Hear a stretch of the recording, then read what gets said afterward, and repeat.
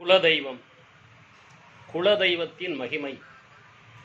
எதனால் குலதெய்வத்துக்கு இவ்வளோ முக்கியத்துவம் கொடுக்குறோம்?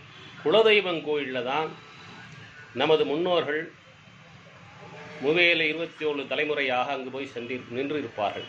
நமது தாத்தா, நமது பாட்டனார், முப்பாட்டனார், நாற்பாட்டனார், ஐப்பாட்டனார் என்று அனைவரும் அந்த குலதெய்வத்தின் கோயிலில் போய் வரிசையாக நின்றிருப்பார்கள். நம்மளும் அந்த குலதெய்வ கோயிலுக்கு போகிறப்போ நமது முன்னோர்கள் ஆத்மாவும் அங்கு சூட்சுமமாக வருகை தரும். அவர்களது பித்திருக்களது ஆசையும் நமக்கு கிடைக்கும். குலதெய்வமே குலத்தை காப்பதற்கு பொறுப்பேற்றுக் கொள்ள வேண்டும். இதுதான் இறை நியதி. நீங்கள் சிவனை கும்பிட்டாலும் சரி, பிரம்மாவை கும்பிட்டாலும் சரி, விஷ்ணுவை கும்பிட்டாலும் சரி, உலகத்தில் எந்த தெய்வத்தை கும்பிட்டாலும் சரி, எந்த சேத்திரத்துக்கு போனாலும் சரி, உங்களுடைய குலதெய்வத்தின் அனுமதியின்றி அந்த தெய்வ சக்திகள் உங்களுக்கு அருளையோ பொருளையோ தர முடியாது. அவர்கள் உங்கள் பிரார்த்தனைக்கேற்ப உங்களுக்கு அருள் புரிய வேண்டுமாயின் உங்கள் குலதெய்வத்திடம் கேட்பார்கள். உனது மகன், உனது மகள் இங்கு வந்திருக்கிறார், அவரது பிரார்த்தனையை நான் நிறைவேற்றலாம் என்று குலதெய்வத்தின் அனுமதியை கேட்பார்கள்.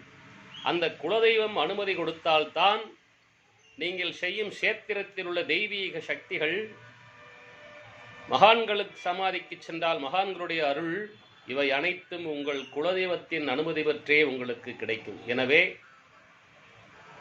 நாம் அனைவரும் குலதெய்வத்தை வணங்கிவிட்டுத்தான் வீட்டில் இருந்து வெளியே செல்ல வேண்டும்.